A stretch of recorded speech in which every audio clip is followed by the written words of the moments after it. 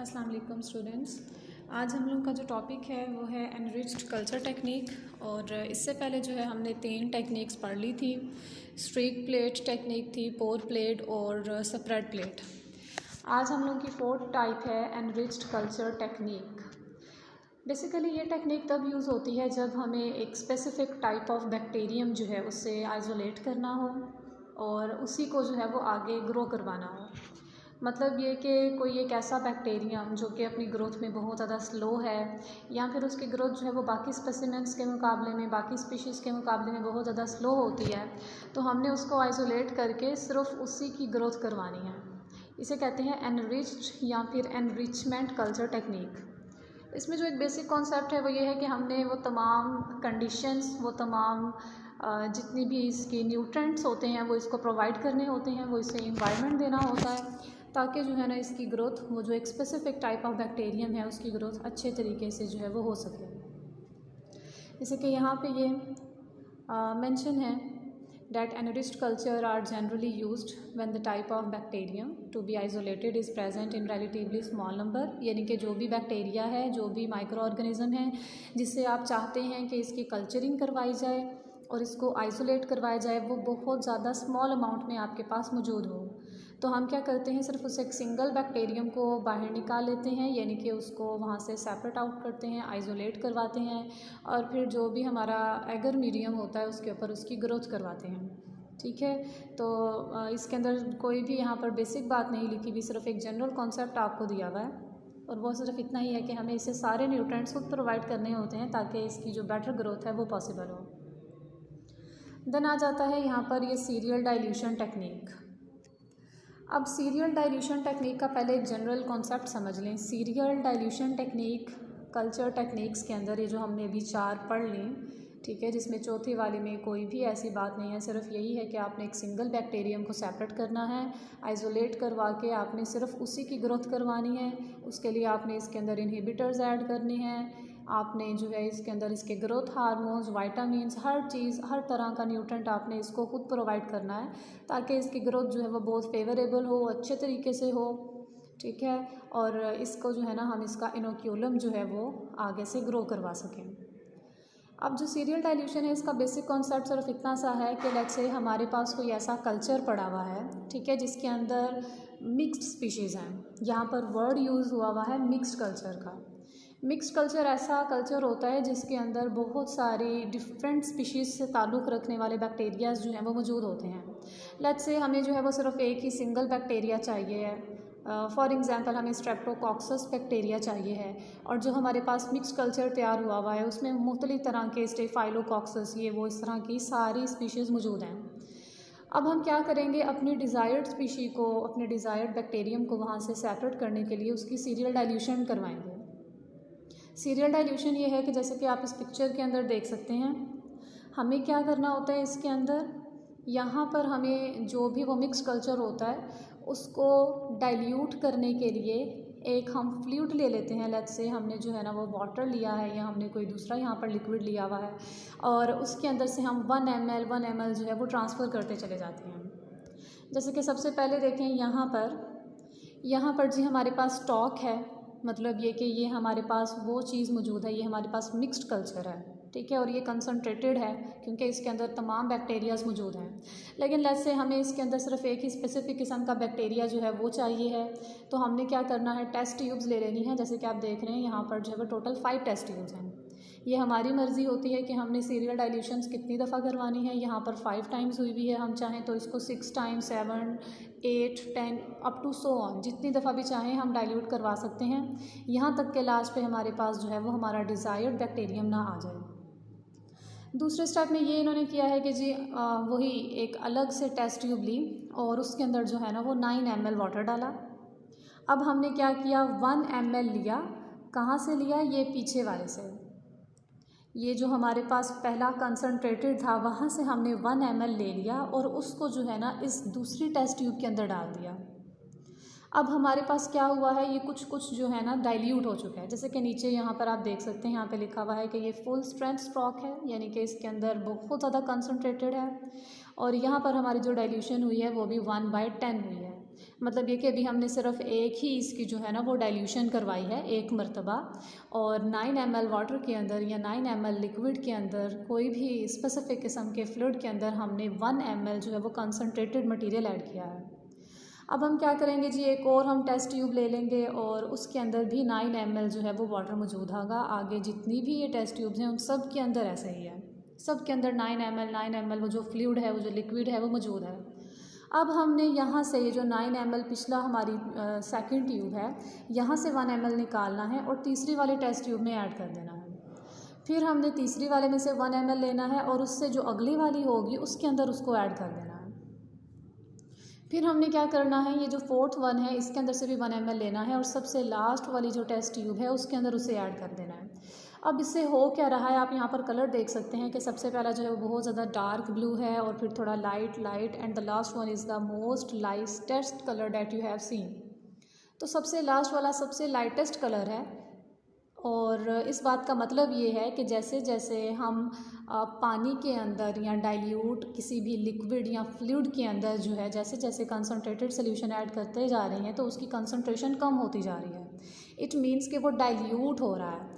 अब ये जो हमारे पास लास्ट वाला आया है ना, इसके अंदर हमारा डिज़ायर्ड बैक्टीरियम बिल्कुल सिंगल सेल जो है वो इसका मौजूद होगा, जिसे हम सेपरेट आउट कर सकते हैं।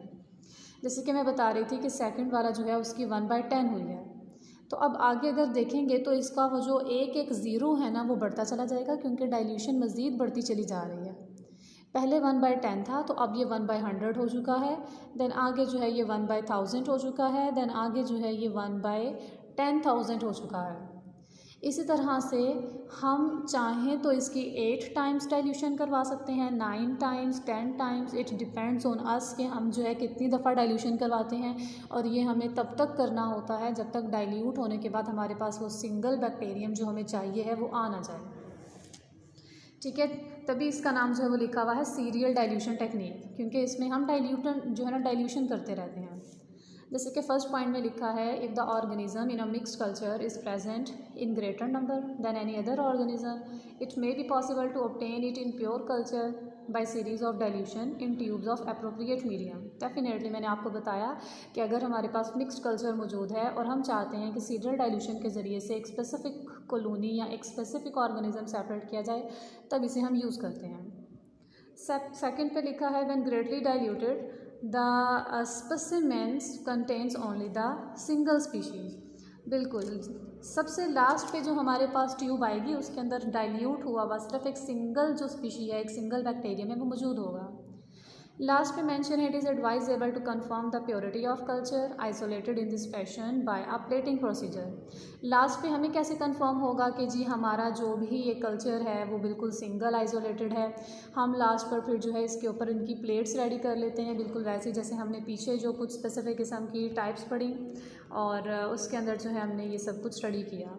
तो लास्ट पर जो है ना वो हम इनको प्लेट्स के ऊपर जो कल्चर प्लेटिंग होती है वो करके चेक कर लेते हैं कि क्या सिंगल बैक्टीरियम आइसोलेशन हुई है या नहीं। तो ये जो भी हमने भी स्टडी किया ये सब कुछ जो है यहाँ पर इसके बारे में था, सीरियल डाइल्यूशन के बारे में। अब हमारा जो है ना यहाँ पे एक और है लास्ट पे, ये सिंगल सेल आइसोलेशन टेक्निक।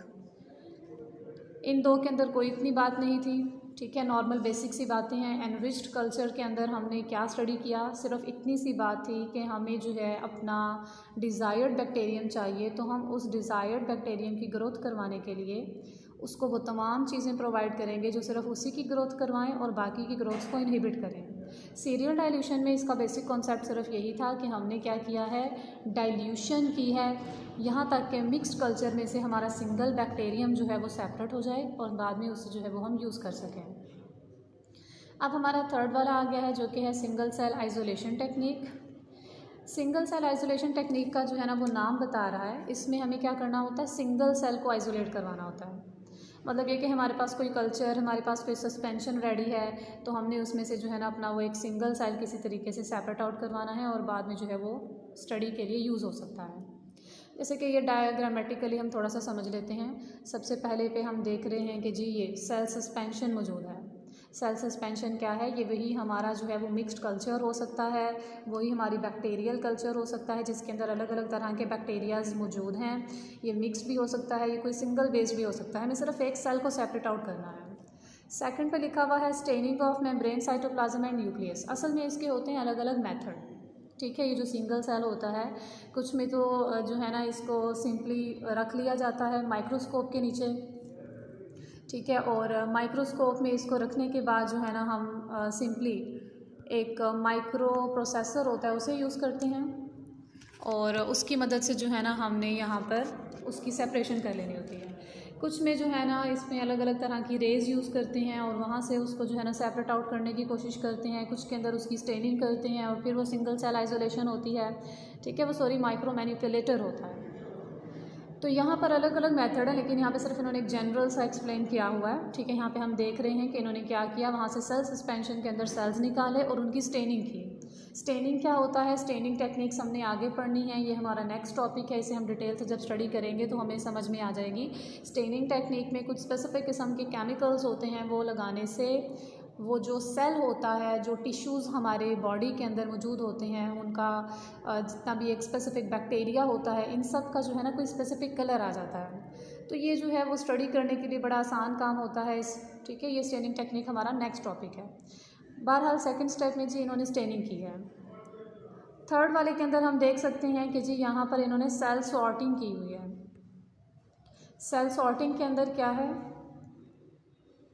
यहाँ पर जी पॉजिटिव और नेगेटिव हम देख सकते हैं और ऊपर हमें लेज़र बीम नज़र आ रही है। जैसे मैंने आपको बताया कि इसमें अलग अलग प्रोसीजर्स यूज़ होते हैं, तो इन्होंने लेज़र बीम यूज़ की है। लेज़र बीम के ज़रिए से जो सेल्स होते हैं उनको यूँ कह लें कि ब्रेक कर लिया है, कट कर लिया है, और सेल्स जो है ना वो सॉर्ट हो चुके हैं on the basis of positivity and negativity, ठीक है। और देन उसके बाद यहाँ पर हम देख रहे हैं कि ये फ्लो साइटोमीटर है जो कि बेसिकली सेल्स की सॉर्टिंग के लिए यूज़ हो रहा है। और चौथे पे जो स्टेप है वो सेल कल्चर एनालिसिस है, यानी कि जो भी आपने यहाँ से उसकी सॉर्टिंग वगैरह जो उसकी रीअरेंजमेंट की है उसका कल्चर अब हम देख सकते हैं। तो जी यहाँ पे लिखा है स्पेशल इक्विपमेंट दी माइक्रो मैनिपुलेटर। माइक्रो मैनिपुलेटर मैंने आपको बताया अभी, माइक्रो मैनिपुलेटर से मुराद हमारी वो वाली टेक्निक होती है जिसमें हम माइक्रोस्कोप के नीचे रखते हैं उस कल्चर को, ठीक है, जो हमारा सेल सस्पेंशन है, और कुछ खास किस्म की डिवाइसेस को इस्तेमाल करते हुए वहाँ से सिंगल सेल को आइसोलेट कर लेते हैं, ठीक है। That's the most simple one. Can be use in conjunction with a microscope to pick a single cell organism from a hanging drop preparation. ये आगे से आपको वही चीज़ एक्सप्लेन कर रहे हैं कि आपने माइक्रोस्कोप में से रखना है और सेपरेट कर लेना है। नेक्स्ट में बता रहे हैं the micromanipulator permits the operator to control the movement of a micropipette in the hanging drop so that a single cell can be taken into tube and transfer to a suitable medium for growth. जैसे कि ये हमारे पास यहाँ पे cell suspension बना है, तो वो कह रहे हैं कि हमने पिपेट लेनी है और यहाँ से इसका 1 ड्रॉप जो है वो निकाल लेना है। अब वो जो 1 ड्रॉप होगा वहाँ पे हम उसके ऊपर माइक्रो मैनिपुलेशन का काम करेंगे और वहाँ से सिंगल सेल आइसोलेशन कर लेंगे। लास्ट पे है the technique is reserved for use in highly specialised studies as it requires skilled operator. और दूसरा ये कि ये जो लैब वर्क है ये बहुत ज़्यादा केयरफुली होना चाहिए क्योंकि इट डजेंट जो है सीम्स वेरी इजी। तो हमें जो है एक स्किल्ड ऑपरेटर, एक स्किल्ड लैब पर्सन की ज़रूरत होती है जो कि इसको बहुत ध्यान से करे ताकि जो है ना ये टेक्निक अच्छे तरीके से पॉसिबल हो। So that's all about for today. और आप लोग इसे देख लीजिएगा और अगर आपको समझ आ रही है इन कॉन्सेप्ट्स की तो आप जो है वो वीडियो के ऊपर रिएक्ट भी कर दिया करें ताकि मुझे पता चल जाए करे कि आप वीडियोस देखते भी हैं, लेक्चर ले रहे हैं और आपको समझ भी आ रही है। तो अगर आपको समझ नहीं आती हैं, कोई प्रॉब्लम होती है तो आप मुझे मैसेज कर सकते हैं, मैं आपको जो है ना आगे क्वेश्चन के आंसर्स वगैरह उसको ईजी वर्डिंग में समझाने की कोशिश किया करूँगी। ओके जी, ये लेक्चर लीजिएगा और फिर मुझे बताइएगा। ओके, अल्लाह हाफ़िज़।